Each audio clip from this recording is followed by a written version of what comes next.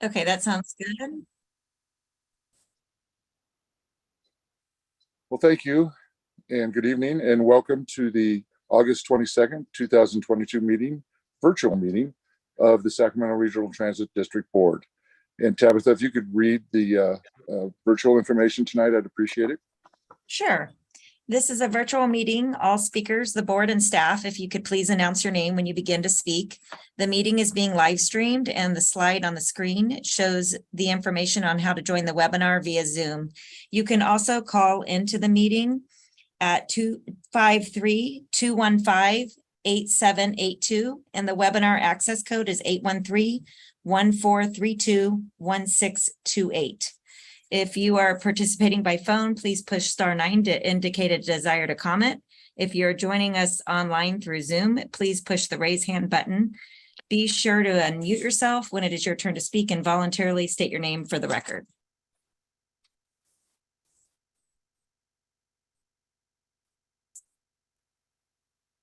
You're muted, Chair Miller.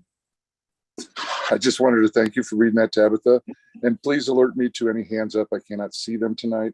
So any Okay. board members or public, just alert me. Thank you. Mhm. All right, would you like me to call the roll? Yes, please. I thought we had a TV statement too.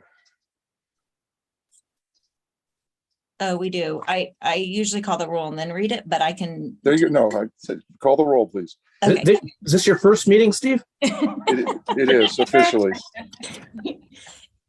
All right, Director Budge, Here. Director Harris is absent, and Director Howell is absent. Director Hume, Here. Director Jennings is absent. Director Kennedy, Here. Director Natoli, Here. Director Chenier, Here. Director Cerna, Here. Director Valenzuela, Here. and Chair Miller. I'm here. All right, with that, we have a quorum at 8 votes, and this meeting of the Sacramento Regional Transit District will be cablecast on Metro Cable 14, the local government affairs channel on Comcast, Consolidated Communications, and AT&T Uverse. Today's meeting will air on Wednesday, August 24th at 2 p.m. and Saturday, August 27th at 2 p.m. on Channel 14 and webcast at metro14live.saccounty.net and is closed captioned. This meeting can also be viewed at youtube.com/Metro Cable 14. Thank you. And with that, would everyone please join me in the Pledge of Allegiance? I pledge allegiance to the flag of the United States of America and to the republic for which it stands, one nation, under God, indivisible, with liberty and justice for all. All right, thank you. And while we still wait for Director Jennings, please call the next item, please. So the next item is the consent calendar, items 2.1 to 2.5. Motion to approve. Seeing no further comments, I will move approval. This is Budge of items 2.1 to 2.5. Kennedy, second. All right, any public comment, Tabitha? We do have 2 hands up, Jeffrey Tartagia and Glenn Mandelkern. Okay.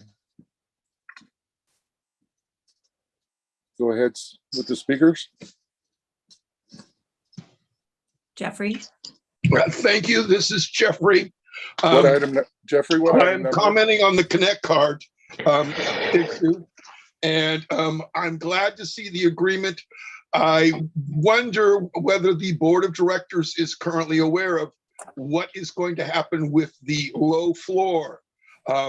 There is another process of going statewide, and it seems to me as the concern here is it's the Connect card was not used on further development, but we're using more of the app to it. I believe, some further needs need to be assessed and further explanation needs to be offered if we're phasing out the Connect card and whether we have a replacement for it for the light rail trains and other uses. That's my public comment. I will end that with that, and I will offer further public comment when we have the other issues of public comment not on the agenda. Thank you. Glenn?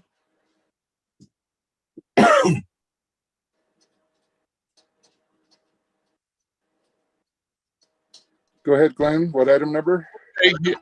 Yes, this is Glenn Manlukern on item 2.3 as well, Connect Card. What I have for you today is I have a question, which could also be a suggestion.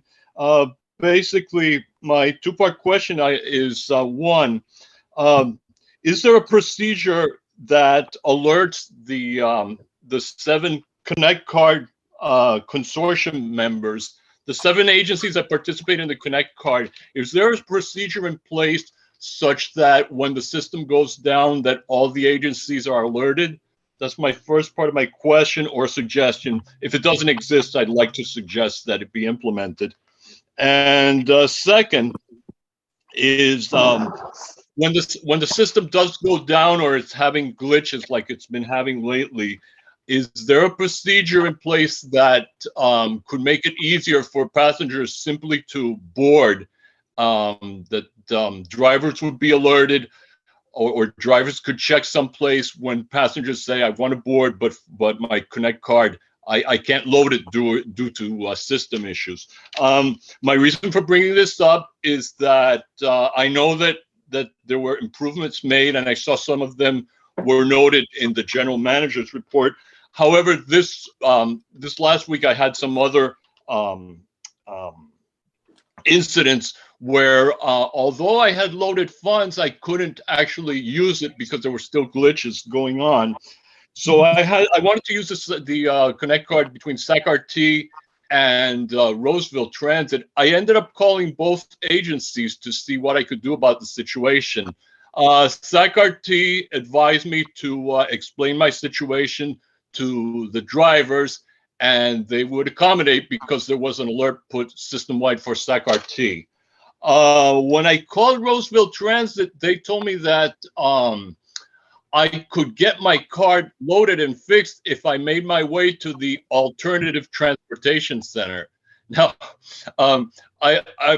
somebody once told me that no matter the incident, I should take it upon myself to and take any incident as a learning opportunity. So I happened to learn that there is such a thing as an alternative transportation center. But we still had the issue of how do we get to that if we don't have the card being able to be used. So that's basically what I'm after. Is I'd like to, and now that SacRT is going to take over the whole thing, according to this proposal, to please have these procedures in place or consider implementing them if they don't already exist. Thank you. All right, Glenn, thank you for your comments.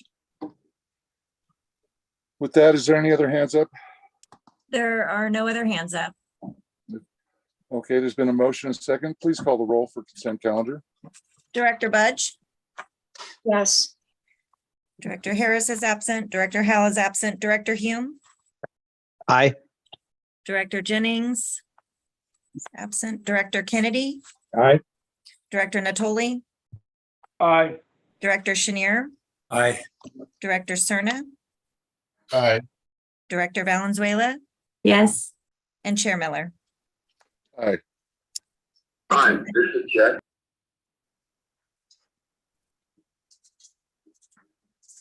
The consent calendar passes with 8 votes.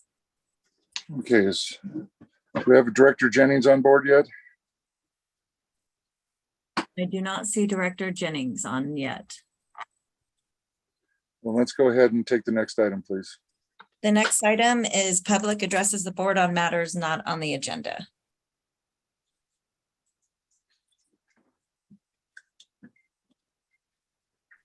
And Glenn Mandelkern and Jeffrey Tardigia have their hands up. Okay, let's take Glenn.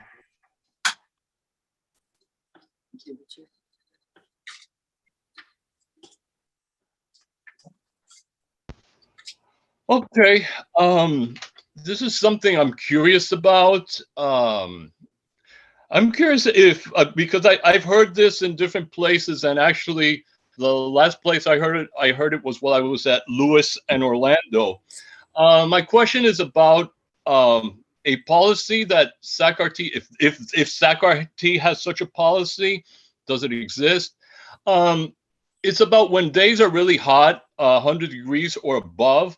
I've heard it from different places that SAC-RT has this policy that if it is that hot and a bus is in layover and it's turned on, that passengers can board before the bus actually leaves that stop.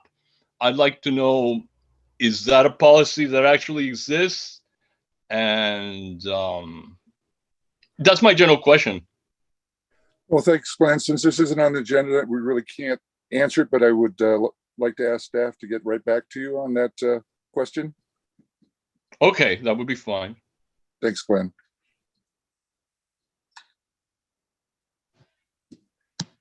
Jeffrey. Jeffrey? Yes, my similar statement is related to, I will get into the emergency notification, but right now the website looks quite nice, except for how in the world do you find the RT calendar in there? Also, per a meeting or two ago, you put out the for the next 3 years that the O Street light rail station will be closed. Now I can't find it on the website to see what is going on and happening. I think inadvertently it's gotten deleted from the website. I just bring that to your attention. Likewise, I won't get into, but also at 65th Street, the north side of the light rail station has periodically for several months also had where the connect cards have not functioned. I'm hoping that after 2 stations like that, that a procedure, a policy would come out and work then better than it has to be after 6 months, that something is acknowledged that needs to be fixed. It's a shame of all of your revenue being lost from those locations. Lastly, at least at 65th Street, but as well at other locations, I wonder if a review of the policy dealing with the strollers being folded up might be in order for the coming of the new low floor stations. 65th does not have a sign that marks about folding up your stroller. I think that's at several other locations that that sign has gotten lost about folding up your stroller. I do think it's a policy that perhaps should refer to the MAC to be re-examined again, because I see how difficult it is for a single mother, mostly, having to try and unload, hold the child, fold the things up, and move all of this stuff onto light rail. It would seem like it would be far more convenient and far less disturbing for the child if it could be simply put aboard. And again, after 5 years, you opened up the light rail for more than 5 feet of space. I don't see that on the new light rail of anywhere near the space. Also, should we review the 2200 series buses? They never went to the MAC. They should be reviewed. What I noticed when I used the last one, when it's closed up for an electric wheelchair, you have a clear button to push. When it's open, you have no indication for anything else, walker, stroller, or anything else being in the way. It's just a heads up. And again, it's because something didn't happen. Thank you. Bye. All right. Thanks, Jeffrey. Any other public comment?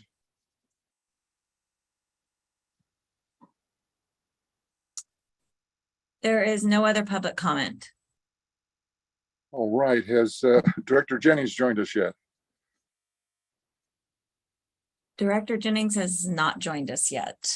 Okay. Then let's skip over the next item and take the general manager's report if we could. Okay. Do you want me to read 7.1? Well, let's skip over that one and go to 8, please. Okay. So the next item is 8.1, the general manager's report. Good evening, Chairman, members of the board and the public. Thank you for joining tonight. Let me begin by thanking all the SACRD team members for their hard work and their dedication to the 2022 FTA triennial review process earlier this year. We continue to make tremendous improvements to all areas from operations to internal policies and protocols. We have received the final report from FTA with only minor deficiencies in 4 areas, which we will share with the board next board meeting. We have been working with the FTA and have already cleared 3 findings related to vehicle preventative maintenance, subrecipient property records, and procurement. Overall, this was a very successful triennial review due to the strong preparation and the participation by all staff. I especially want to acknowledge the great teamwork led by Jamie Adman, Shelley Valentin, Corey Carter, and Sarah Kerber. Next slide, please. At the last board meeting, it was requested staff provide an update on the Watt IAT light rail station and elevator. Unfortunately, since the installation of the new elevator, we have seen some failures of some components. SACRD is working with our contractor to make additional repairs and parts replacement to open the new elevator for service. In the meantime, we have been operating a special bus service to transport customers from the western bus platform on Watt Avenue to the light rail station at the Watt IAT below. As was pointed out the last board meeting, the Watt IAT station is a frequent target for graffiti and vandalism. The station is power washed several times per week, and deep cleaning of the entire station occurred on August 14th. This includes graffiti removal and new paint applied throughout the station. Unfortunately, we often say that the station is a target for graffiti immediately right after we remove it. The station requires continuous attention to maintain an acceptable level of cleanliness for our customers and staff. So we have made a decision a while ago to have a dedicated security guard to monitor this situation on a daily basis and keep a closer watch of the station with video surveillance. In addition, light rail staff will be assigned to monitor the elevator when available. SACRD is prepared to do emergency cleaning at the Watt IAT station when necessary. We also received good news last week that we were awarded nearly $900,000 to upgrade our video security system from the Federal Transit Security Grant Program. This funding will also help us assist with improving the station security. Next slide, please. We have also been hearing from riders about the condition of the Tri-City Bridge leading into the Roseville Road station. In advance of the safe parking operation launch in the Roseville Road station, we are partnering with the City of Sac to reinstall K-rail along the bridge to prevent speeding and illegal dumping. We believe the installation of K-rail will mitigate the issue of illegal dumping, and thank you to our facilities team for ensuring this cleanup took place. Next slide. Furthermore, at the beginning of the month, staff was contacted by a Rancho Cordova council member regarding overgrown weeds at Bradshaw and Folsom Boulevard. We immediately looked at the site last week and began in planning for weed abandonment. Due to the proximity from our tracks, we had to schedule a crew with a safety lookout. We were able to prioritize the cleanup, and it was performed later last week. Next slide. I'm very excited to announce that SACRT has been added to the Board of Directors for Sacramento Works organization.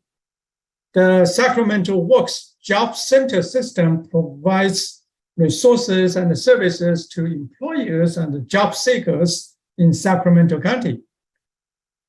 Shelley Valentin will serve on the board and help ensure that transit is part of the training and the considerations for the future. With transportation access to jobs often cited as a barrier for employment, this appointment will further ingrain SACRT as part of our community fabric. Next slide. Last week, Vice Chair Kennedy, a couple other SACRT employees, plus me, we participated in a day-long electrified transit tour, visiting with our peer transit agency in South California, Antelope Valley Transit Authority, AVTA. Led by the Air Quality District, the electrifying transit tour focused on advancing zero-emission transit in the Sacramento region. The tour was developed in response to the work among 4 agencies, SACRT, SACOG, Air Quality District, and SMART, which has led to the adoption of Sacramento area CEV deployment strategy. During the day trip, we visited with staff from AVTA and BYD, a global leader in ZEV manufacture and innovation. AVTA became the first all-electric local bus fleet in the nation in 2020, with about 80 electric buses to replace the over about 40 diesel buses a couple years ago, and CNG and diesel about 40. And they needed 80 electric buses to replace that. So that presents some challenges for all of us. You know, we have to have way more electric buses to replace the existing either diesel or CNG buses. But it was great to hear about the experience and the lessons learned. Next, please. Onto a state legislative update.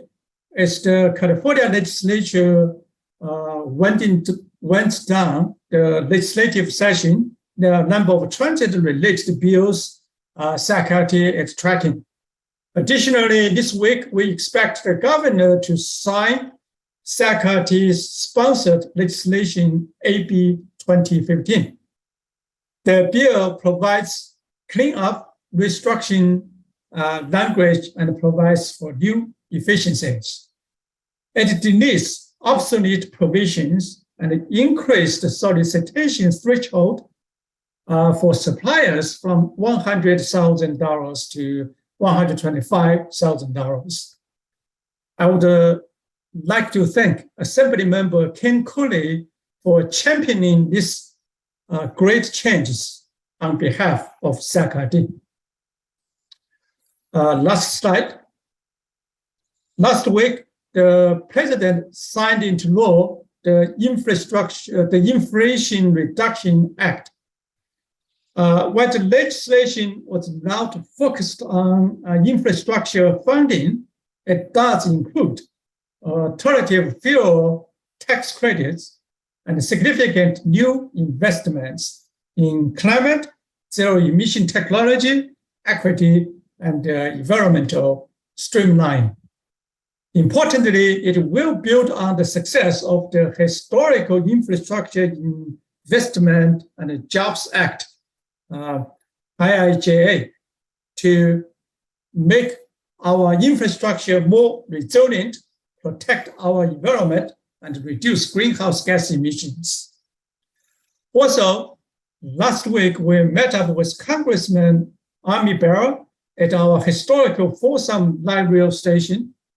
Congressman Barra has requested nearly $4 million community earmark funding to support Sacramento's station modernization effort. The request has passed out of the House of Representatives, and we believe it will be included in the final package later this year. To conclude my remarks, I would like to share a short video from our visit with Congressman Barra. Thank you. Please share the video, Adam. SacRT shared a sneak peek into our future with Congressman Ami Bera at the historic Folsom Station today. Congressman Bera met with SacRT's General Manager, CEO Henry Lee, SacRT's Board Chair Steve Miller, and SacRT staff to discuss the station modifications for our light rail modernization project. Congressman Bera has been very supportive in helping secure funding for the project. So that's the vision, like let's connect this region together, and you see it in other cities, and there's no reason we can't have a thriving transportation system here in Sacramento County and the Sacramento region. Learn more about the project at sacrt.com/modernization. Thank you. Get back to your chair. Thank you, Henry. Thank you for the comments. Any questions or comments from fellow directors? If not, any public comment, Tabitha?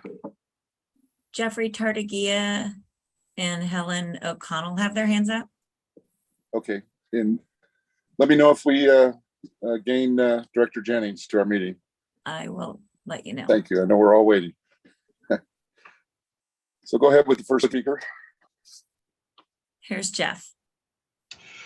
I thank you, Henry, for talking about Omni Bera, because it took 2 years of going to town hall meetings and convincing him when he said that he should be able to get a transportation measure through Congress. So I appreciate the effort, and I'm glad to see the fruition of that we have gained something and a better understanding and a better champion to our regional services in transportation.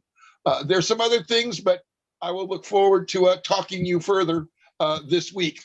So thank you, Henry, and appreciate also your general manager report having not just verbal, but more details so we understand what the dates have to offer and what they have to say. And because I don't get to comment on closed session, I just wish to say that for the closed session, I appreciate seeing that there is, whether it's litigation or what's going on, seeing it posted. My clear concern for the public is when does it end? When the case closes, I never see that a matter has closed out. It's just left, well, you talked about something in closed session, and that's where it's left. When it's settled, there should be some indication that a matter has settled as well. I thank you, and I will end my comment. Thank you, Jeffrey. Next speaker, please.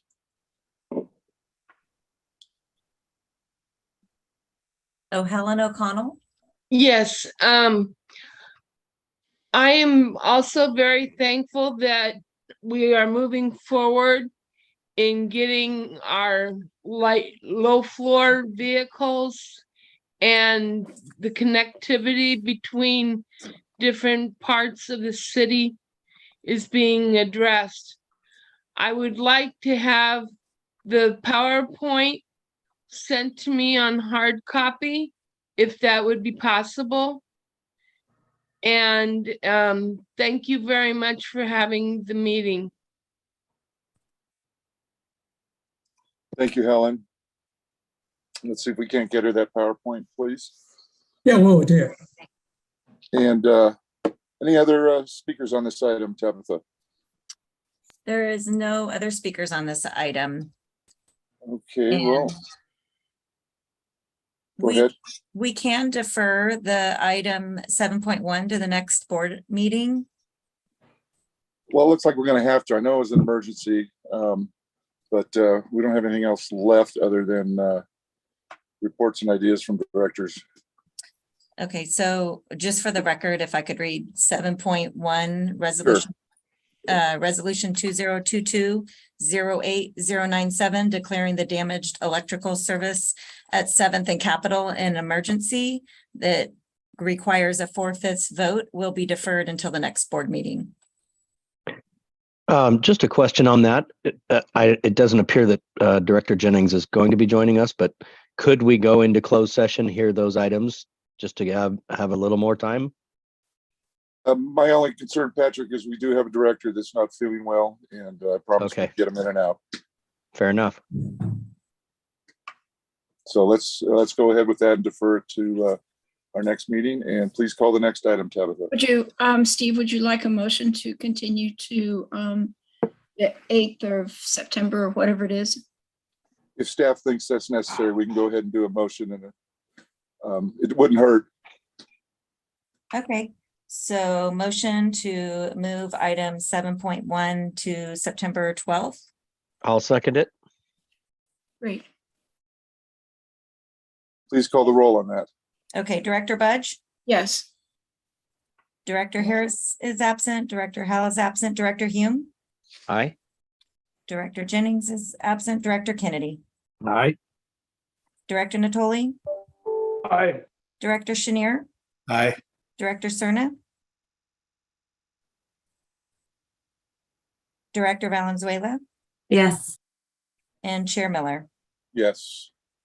Okay, motion passes with 7 votes. Okay, now it's safe to go on to the next item, please. So the next item is number 9, reports, ideas, and questions from directors and communications. Any hands up for that? I don't see any hands up. Okay, next item, please. The next item is closed session item 13.1, conference with legal counsel pursuant to Government Code Section 54956.9, existing litigation. A, Javier Carrillo versus Sacramento, case number 34201800225496, and B, Lafayette Underwood versus Sacramento, case number 34201900269152. Okay, and are we leaving this meeting to a different Zoom meeting or staying on this meeting? We will be leaving this meeting to a different Zoom meeting. Okay. And do you anticipate having to report out? Do not. Okay, and did you want to take public comment? If there is. I do not see any hands up. All right, then that's it is 6:11 now. Let's see if we can all get together by 6:15 in the new Zoom session. Okay, thank you. Steve, can we ask that Tabitha send us the link for the other, please? Sure Thank you. will. Yeah, I'm not seeing it on my phone either. It's in the invitation, on the initial invitation at the bottom underneath open. I'm going to separate them moving forward. Okay, very good. I can find it then. Thanks.